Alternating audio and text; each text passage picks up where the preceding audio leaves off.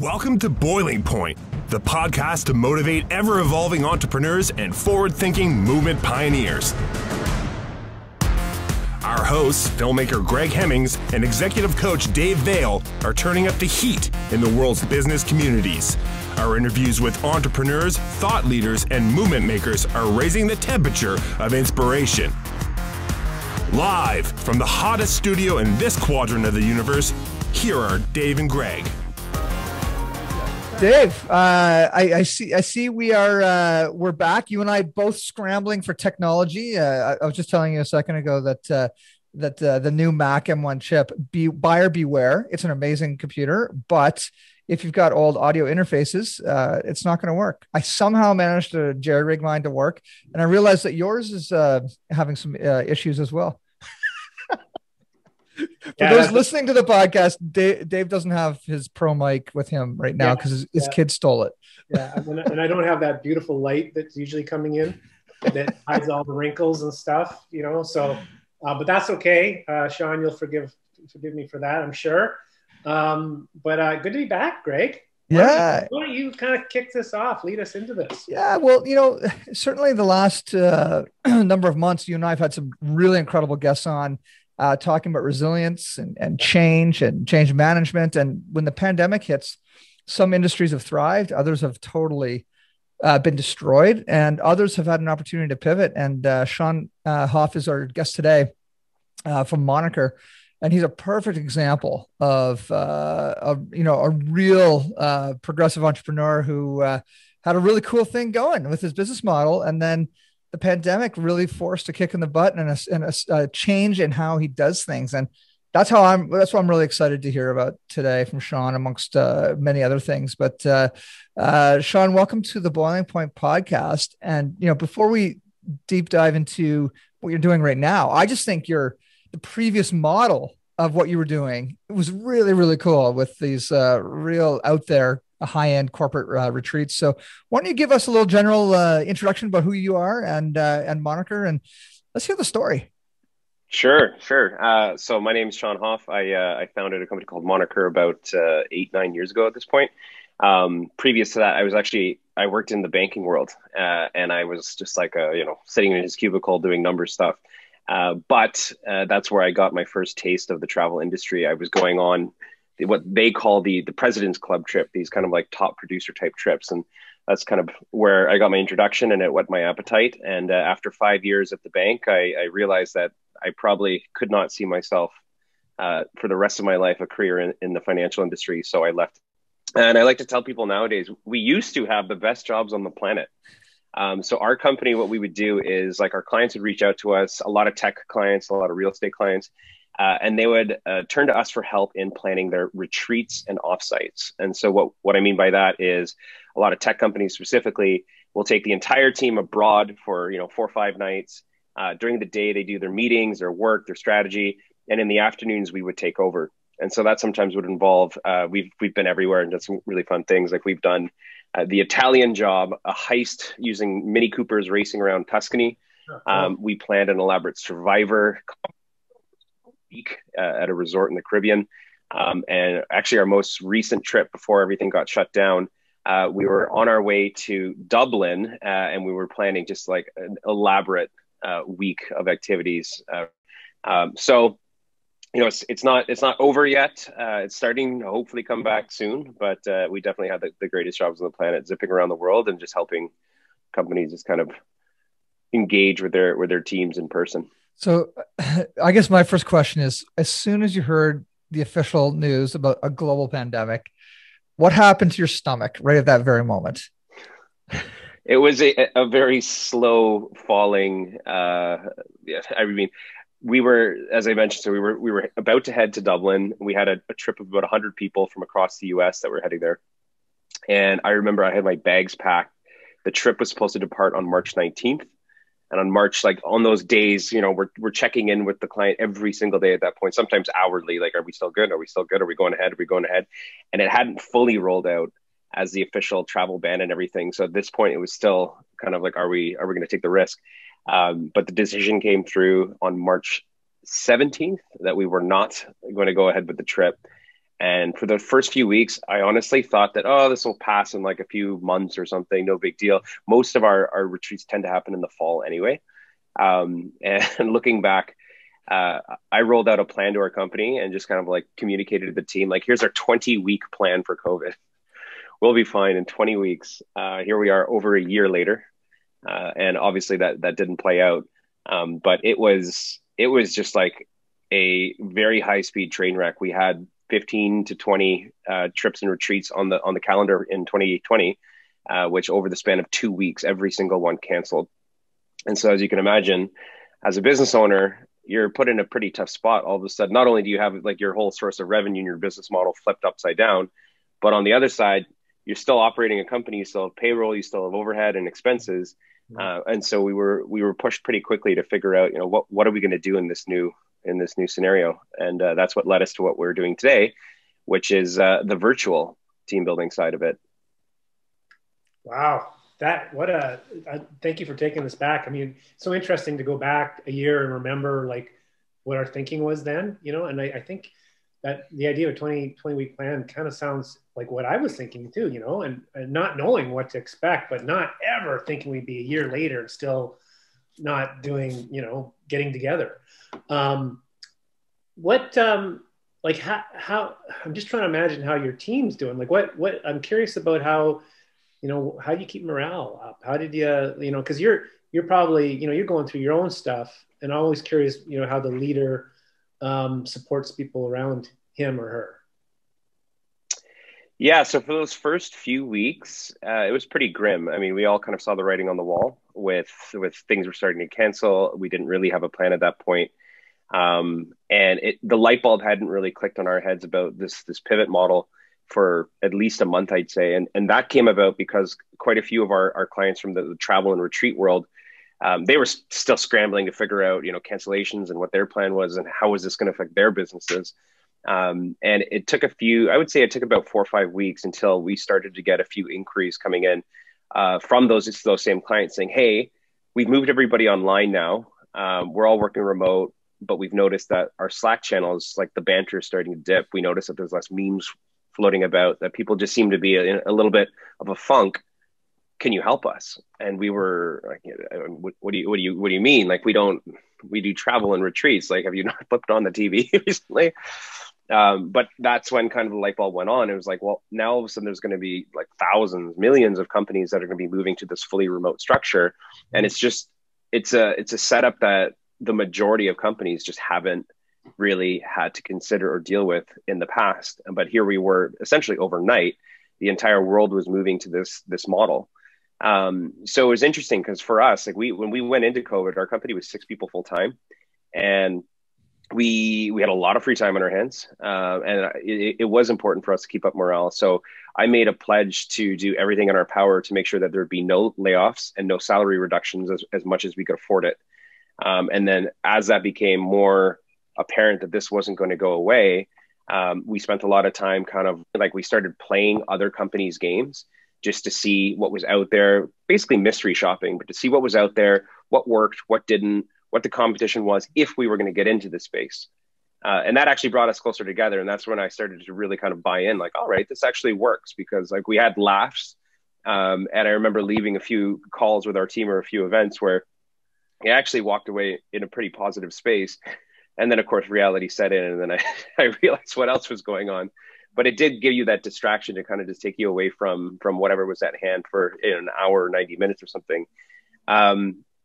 Over the course of the next few months, as we started to rebound, we introduced a whole bunch of measures. Like, first things first is, I think within 30 days of COVID hitting, our company, we sent out what we called COVID care packages.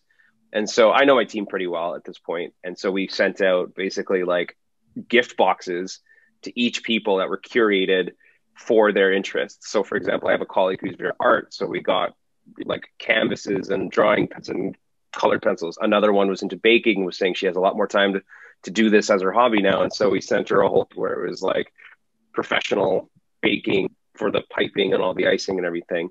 And that just became something we started introducing, like weekly cooking, like not classes, but like getting together and cooking on Zoom together.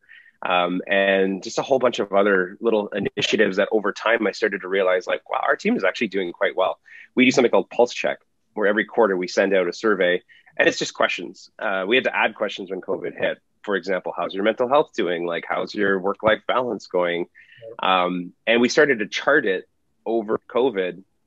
And obviously everybody experienced a huge dip in those first few months. But after we kind of got our feet under us, it was amazing to see actually the trend line start to go back to our baseline of normal from when before COVID hit. And now actually they're higher than before, because I think the crazy thing is that the whole turmoil that we went through and the resilience that as a team we had to kind of go through together brought us closer together. And as a team, like, I think we've never been stronger than we were. And we've actually grown as a company through COVID, which, you know, looking back a year ago, telling us as a travel company, you're going to grow during the pandemic that grounds all planes around the world, I would have told you you're crazy. But here we are, from 6 to we're now at about, I think, 10 full time. Well, what I love about that is it's the true entrepreneurial gift to be able to see how to pivot and how to be resilient. And, you know, you didn't quit, you know, you believed in your team and you believed in your offering, whatever that might have been in a transformational side. But like, what I'm seeing is you guys are developing programming right now virtually for your clients that is so easily adaptable to when travel opens up again. So in a way, what a blessing this time's been to actually work on the business, on programming and whatnot. And I suspect you probably see it the same way. But are you going to go back to the old model as well and make it a hybrid offering when, you know, when this is all behind us? Yeah, Greg, I mean, you're spot on. When we got into the virtual world, instead of, I've used the analogy before with our team, like before we used to sell like houses, like huge purchases that people do once very rarely. And it's a whole different process. And then getting into what we're doing now with like the virtual events and things like you're selling t-shirts, you're selling very small things that are quick decisions that are made monthly, sometimes a few a month. And we're starting to see the first trickles of inquiries. Not surprisingly, most of them are coming from the States. So we have a bunch of US clients that are reaching out and saying, hey, we're getting kind of close to being ready to travel again. We have one that we're closing in on for a US company heading probably to Mexico in September, October. Because from their perspective, they're going to be vaccinated in Mexico. The borders are open. So it's happening. And I think once travel does open up, like Canadian companies are going to be a little bit further behind, same with European companies. But once it happens, we will definitely be a 2-division company. And I think from us, from a business perspective, it's a blessing, because the relationships that we made with all of these companies through COVID who were reaching out to us and saying, hey, we have 100 people who are now working from home. It's not great. Like, you know, what can we do to bring people together, have a laugh? We have those relationships now that we can say, I know that you care enough to invest in your team, to spend money on, you know, hosting an event with them. Well, they haven't seen each other in roughly about a year and a half. Like, have you ever considered taking the whole team up north to like a lodge or something, or taking them down south to a resort somewhere and getting that in-person thing, which I still fundamentally believe you cannot replace or recreate in the virtual world. Like, it's been great and it's helped a lot of people cope and get through it, but getting together with people in person is just something you can't recreate. Do you know, it's so we you know what, I don't know where you're based, Sean. Where are you guys located? I started in Toronto, but when COVID hit originally, I moved down to Mexico for a bit. My family's always had a place in Puerto Vallarta in Mexico. Yeah. And I used to go down for New Year's and I'd stay for a few weeks. But then as it started to, the extensions to the lockdowns kept getting like rolled out further. And of course, now Ontario's in a longer one. We just ended up staying. Oh, wow. So, yeah. No, okay. No, I was just curious. As I was trying to think, I mean, it felt like it was a Canadian accent, but you never know. Born and raised in Toronto. There we go. Big smoke. A big smoke. Yeah. A Leafs fan? Yes, and this is finally the first time in decades that I can proudly say that. Yeah. Greg doesn't know what we're talking about. Oh, I know now, because I've been on this podcast for a decade with you, Dave. my hockey input, Sean, is mostly fed by by hockey discussions on this particular podcast, Dave. Yeah. And as a Canadian, I appreciate, I love going to a hockey game. I really do. I just don't follow it. And I didn't play pro the way Dave did, back in the day. Oh, there you go. So here's just, I just wanted to comment on something you said, and I'm just in a big agreement with you, more from experience. So in New Brunswick, as you probably are aware, we've had, a little more open, less restrictions. We haven't had, we're very lucky, the way we've been able to manage. I have an executive coaching company. We do not retreats so much, but we call it team coaching and training and stuff. And we do a lot of virtual, but the team stuff is typically done on site, right? And it's not our biggest piece of business. We do a lot more one-to-one, which has always been done, I obviously remotely, but virtually. So we've seen growth in that area, thankfully. And we haven't had to push as hard to get other things on virtual because we have this other side of our business that's been ticking along pretty nicely. But we've been making attempts. But in all of that, what was interesting is I worked with a team, and I took them through a pretty large team. And we went to a hotel in Fredericton, and it was all spaced out. And I remember them asking, "Do you need a mic?" And I thought, well, there's only 20 people here. I won't need a mic, until I got in the room, and it was this conference room. And I could barely see people at the end because they're all spaced out.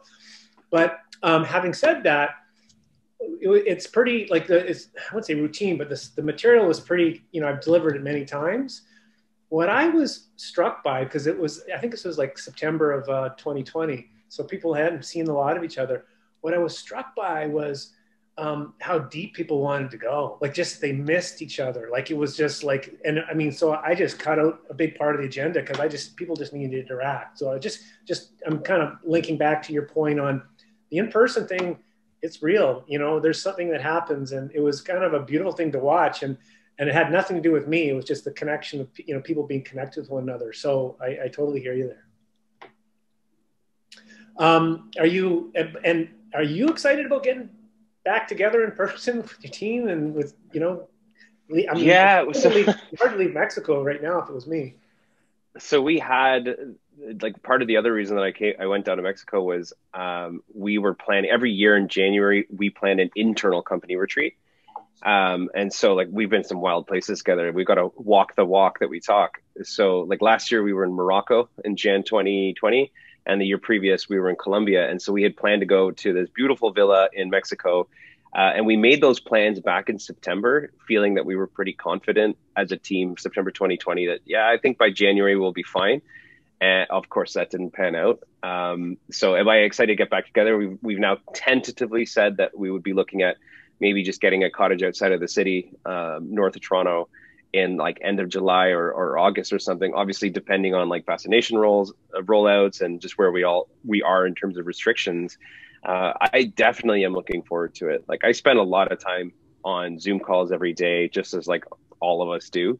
But I had another colleague come down and visit me when I was down there, and we were both working from Mexico, and you just can't replace that same in-person banter and the little jokes that go on when you're only meeting face to face for a reason, for a Zoom call. Okay, let's get on because we have to talk about this project. But when she was working on something else and I was working on completely different projects, there'd be those moments where a few minutes would go by and you just say something, and I definitely miss that. We gave up our office.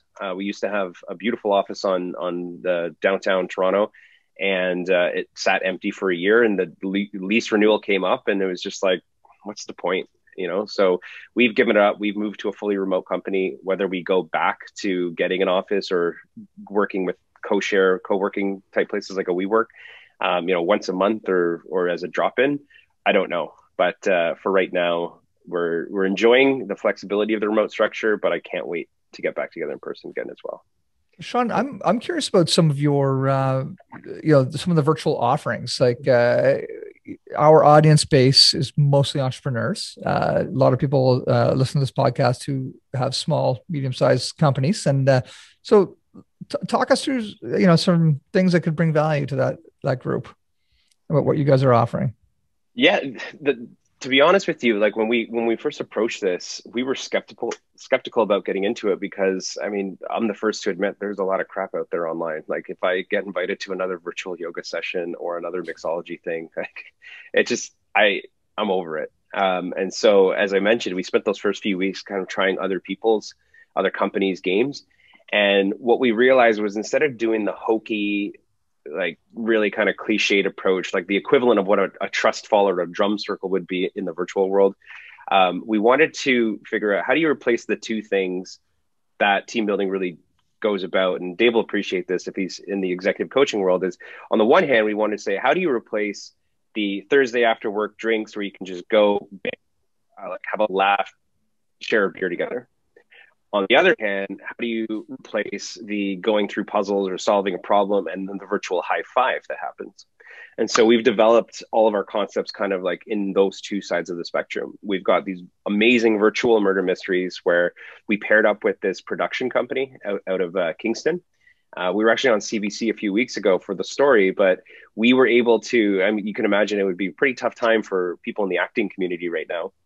But we've been running these virtual murder mysteries that use 8 live actors every single show, and people like the response has just been overwhelming. So cool. And we pair it up with like clients get the option that they can send basically like a cocktail kit to the homes of their employees in advance.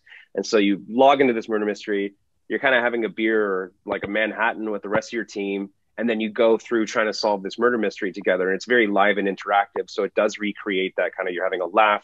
The actors are just hilarious. And you don't realize it, but 2 hours goes by and all of a sudden you're like, you know what? We did kind of just like solve through this challenge together, but they had a laugh while doing it. And then on the flip side for that virtual high five, what we've developed are like, basically we took the concept of like escape rooms, which our team used to love doing after work. And we've found a way to bring it online and scalable. We launched another one, which was kind of like mashing together Dragon's Den and Whose Line Is It Anyway? So like a Mad Lib improv pitch competition. We had another one that was based off of a lunar disaster scenario exercise that I remember doing as a kid, doing Outward Bound. So when I was in high school, like I was taken up north to just north of Thunder Bay. We did this like 10-day canoe portage retreat, and they gave us this little exercise, and I remember doing it. And so we dug it up on nasa.gov. And we basically ported it using technology, video, actors, green screens and things, made it modern. And the crazy story is at some point last year, somebody from NASA reaches out to us. And I'm thinking to myself, oh no, is this a cease and desist? But it turned out to be, it was the agency recruitment lead. And he was reaching out because NASA every year has 700 interns that are supposed to be split between Johnson Space Center in Houston and Kennedy Space Center in Cape Canaveral, Florida. And because of COVID, the bases were only open up to key personnel, and obviously interns didn't qualify. So they had to move this whole internship program online. And NASA's not exactly known as being the most fast-moving, agile organization around. And so they were reaching out because they were saying the same thing that we heard from many clients, like, we need help. We have 700 interns, younger, tech savvy, they're online, and we don't know what to do with them. Like, we need to get them to meet, we need to get them to engage, to basically have some fun together. And so we started rolling it out with them. So we have a whole variety. It's been fun, and we keep rolling out new ones. We're launching a new concept in a few weeks' time. That's basically putting people in the scenario of a 6-person jury. And you go through like a crime, you have to review evidence, there's video testimonies, there's like fingerprint analysis you have to do. And hopefully you reach a consensus decision to declare guilty or not guilty. But so we're trying to just shift it up and make fun games that are actually, they're genuinely really fun. What's going into my head is the fun that I've had in escape rooms with the Oculus. And who knows, like, as that technology gets more affordable, like how you could up level some of those experiences, like multiplayer escape room experiences with VR too. It'd be we're really starting to dabble with it. Yeah. With somebody on our team, Oculus Quest 2. And we're starting to also like experiment with what potentially, I mean, we'll always believe that the bread and butter retreat experience is to do it in person. But for companies that have teams spread out around the world and they have like smaller teams, like the engineering team's only 20 people or the marketing team's only 10 people, it doesn't necessarily make sense or justify to bring those people together once a year separately, like for like a mini retreat. So we've been playing around with technology and virtual reality specifically to see if we could recreate essentially like virtual worlds where you could explore an island together, or you could be on a moon base together, and using Oculus Rift is essentially, navigate through these worlds and interact with your colleagues and look at whiteboards in virtual reality, just as a novelty and a difference to just getting onto yet another Zoom call. So, oh man, this is cool. Stay tuned. There's a lot of exciting technology out there. I still feel we're only scratching the surface of its potential. But VR is definitely going to be, I think, the next frontier for people who work from home and how to utilize it. We're winding up here. The thing that's in my head right now as I'm listening to you is I'm just trying to imagine you working in the banking industry, and no offense to my friends that are bankers, but I just hear this creativity. It's pretty amazing to hear. And then, but I'm guessing, some of those skills of then just implementing and getting them out there and thinking, through what's going to be most effective and how we price this out. I mean, there's just so much, not only creativity, but, it sounds like you're being very intentional about, getting out there and really saving your company in a sense. Any regrets leaving, getting out on your own through this whole experience? No, zero. But I also look back at even though it was 5 years where didn't necessarily pan out career-wise, I do look back at that time and say it was completely integral to where I am today, because as you mentioned, like, it gave me a good foundation to like how to look at like two different business opportunities. How do you assess them? Which one do you invest in? What's a good ROI? How to price things? Like, it taught me a lot about kind of the nuts and bolts of running a business, from looking at a balance sheet, a P&L statement, and figuring out how to make bets and decisions based off of that. Whereas if I just dove into running a travel company, I don't know if we'd still be around. Well, even we were describing, your employee engagement surveys and stuff, and just and charting. I was thinking, oh, there's the analytical part of this guy, and I love data. Yeah. But to love data and love creativity and to, that's what a nice blend. So congratulations. How do people learn more about you? How do they learn more about the company? People that are interested in this, having their experience and maybe bringing their companies into the experience. What's the best way for them to honestly do that? I think the best way is go see for yourself. We put everything up online. We have videos and stuff. So our website is Moniker, Moniker Partners.com. MonikerPartners.com, and there you'll be able to see what we used to do. And there's some great videos. If you're having some travel FOMO, we have some of our previous trip videos up there. And if you want to explore Thailand or Iceland or Tuscany, there's some wild adventures that we planned. And then as well, if you're looking for something to engage a team in the remote world right now, while we're waiting for travel to come back, you can check those out on the website as well. That's awesome. Sean, what a pleasure, man. And let's make sure this isn't the last time we talk on the Boiling Point, because it'd be neat to even check in 12 months down the road and see how things kind of go back in a new hybrid. Yeah. Thanks so much, Greg. Thanks, Dave. I appreciate it. I had a great time today. Thank you. Awesome, Sean. Take care. Take care. Bye-bye. Yeah. Thanks for checking out this episode of Boiling Point. Remember to rate and subscribe to us on iTunes and follow us on Twitter at Boiling Point Pod. To see more from Dave Vale, check out leadershipunleashed.ca or visioncoachinginc.com, and on Twitter at Dave_Vale. And to catch up with Greg, visit hemmingshouse.com and at Greg Hemmings on Twitter. Thanks for listening, and remember, keep that pot boiling.